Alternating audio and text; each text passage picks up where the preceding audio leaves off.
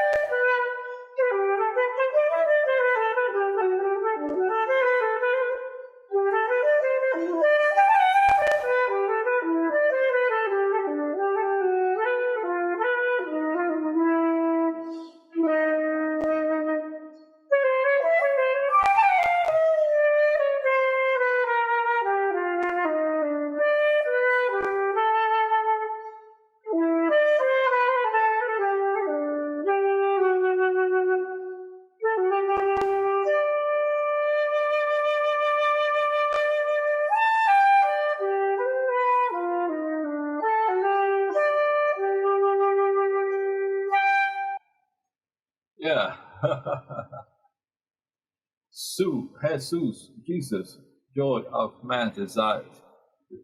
Yeah. Johann Sebastian Bach, amazing piece of music done my own way, with my own twist. Cadence here, stoppage, trills here and there. The I mean, it's already a massive composition as you get it. It's an amazing piece of music.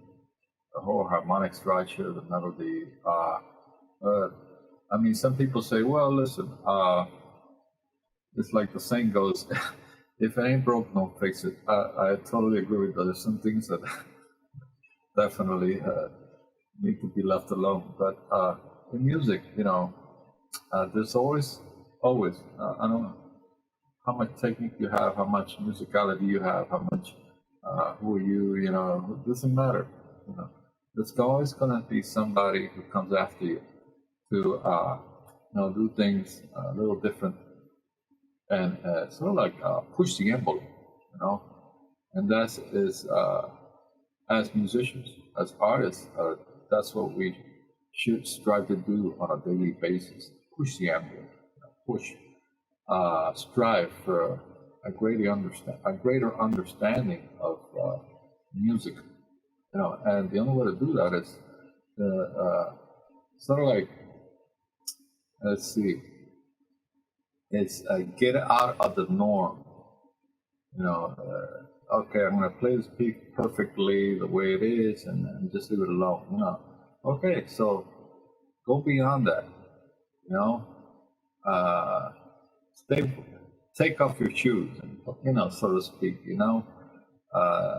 Okay, so it's considered a classical piece by nature, but the way I did it was a little different. It can still be considered a classical piece, but obviously with a lot more embellishments and creativity. And if there's all kinds of creativity out there in the universe, but when you are pushing yourself, pushing the envelope, strive to become a better musician. You're not gonna do that. You're not gonna reach a higher level unless you're pushing the envelope. That's pretty much the way I see it.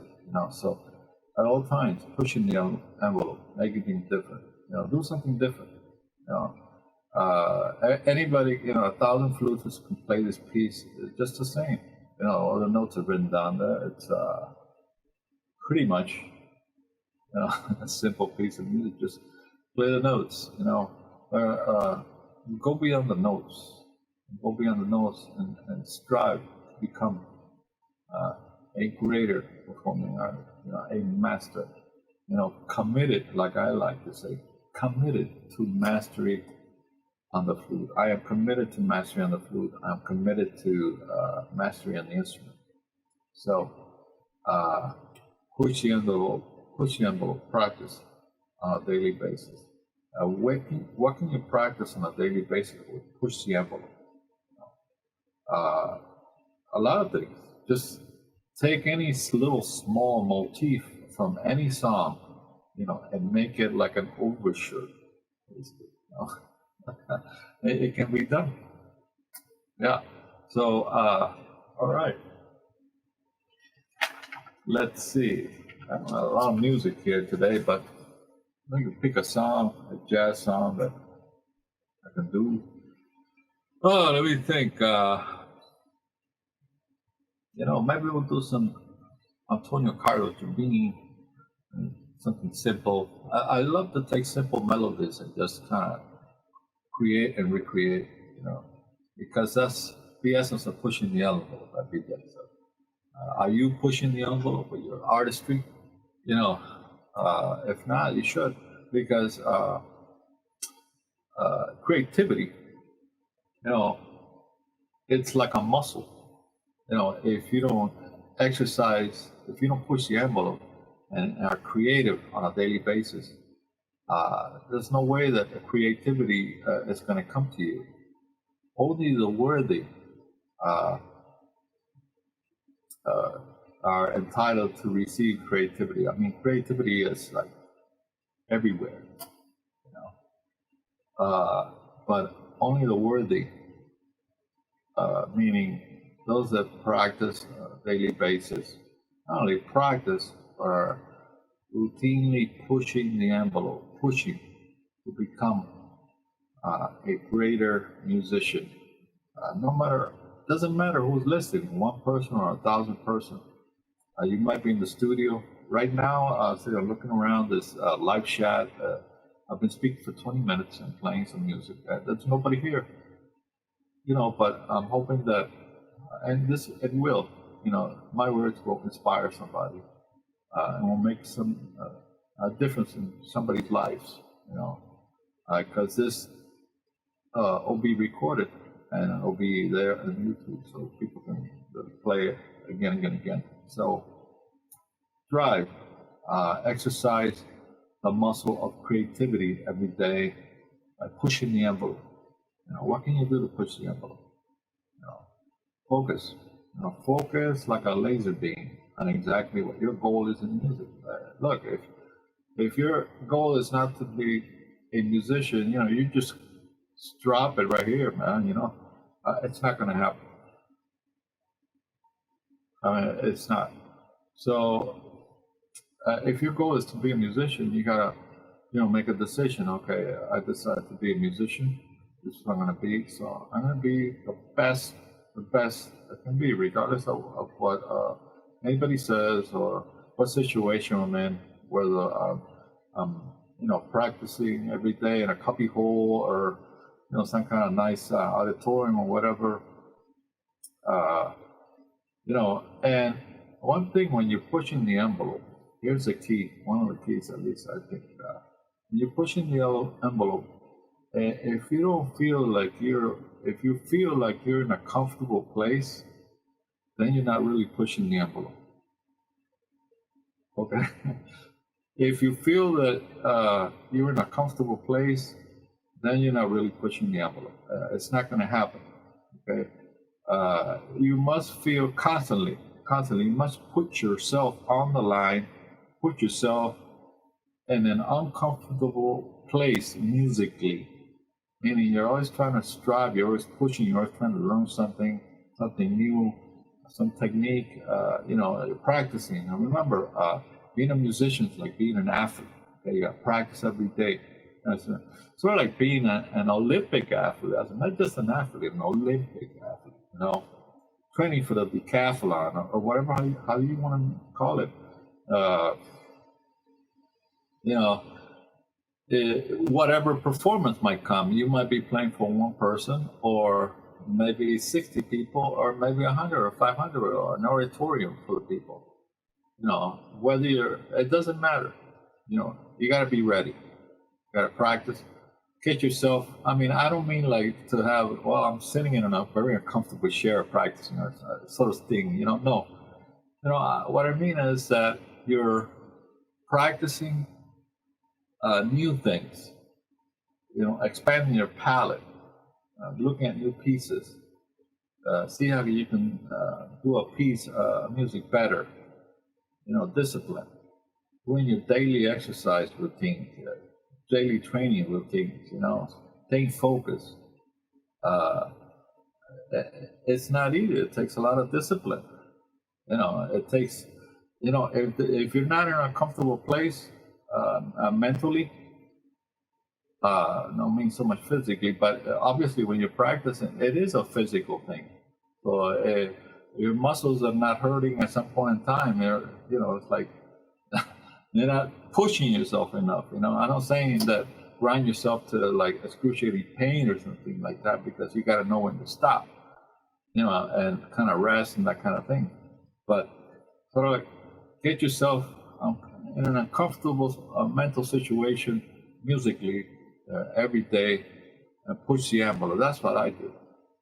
You know, it doesn't matter, you know, whether I'm here now and I don't have a gig for 6 months, or you know, maybe I won't have a gig for like 6 months, 3 months, or whatever. My next gig might be playing in front of an audience. You know, I got to be ready. You know, I got to be top notch ready. training constantly, constantly. So whether you're playing flute or saxophone or any instrument, or maybe you're not even a musician, you're some kind of other thing in life, push the envelope, push yourself, and it's like the saying says, no pain, no gain. So the training and if you go to the gym, there's going to be pain. I mean, there is going to be pain. That's a fact of life. Anybody who goes to the gym on a regular basis, 2-3 times a week, that you just can't. You can't lose weight or get muscular or even stay minimally healthy with some sort of level of pain. So, how far do you want to reach? How far do you want to go as a musician or as an artist, performing artist? Ask yourself that question. I mean, if you're not ready to go all the way, you should drop. Pretty much. You either go all the way or that's it. You make a decision. I'm going all the way. I'm going to practice every day. I'm going to practice jazz. I'm going to practice this. I'm going to be practicing every day. That's a mental attitude, focus.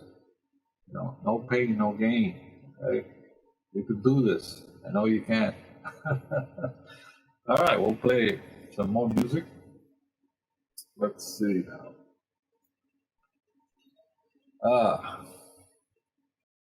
Oh, wait. We said we're going to do Antonio Carlos Jobim. So we'll do Girl from Ipanema. A simple enough song, but believe me, by the time that I finish with this song, you may not even recognize it. But I just tell you the title in case you say, "Hey, what the heck was that? What was that tune all about, man?" All right.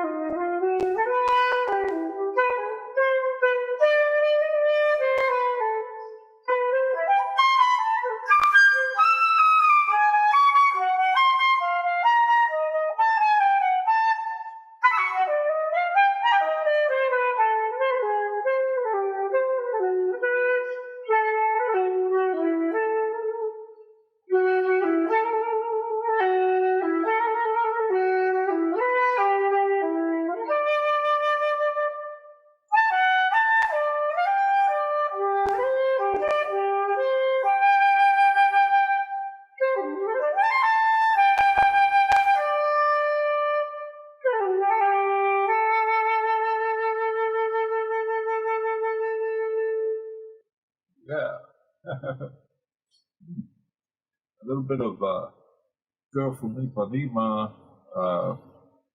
I tried not to get away too much from the melody there, but it did have some trills and some Cadence style things added to it, which made it unique. Yeah, creativity. Oh, wait, nobody's texting me. All right. Yeah, so, man, I'm feeling good. Thank God. God bless you. I hope you're in a good place. I mean, mentally. Just do through this situation. Keep your talent very close. You know, it's time to practice. It's time to do some. Learn some new songs, record, that kind of thing. So, yeah, take care of yourself, and God bless. We'll see you the next time on this, perhaps a live with YouTube. All right, here you go. Bye. Thank you.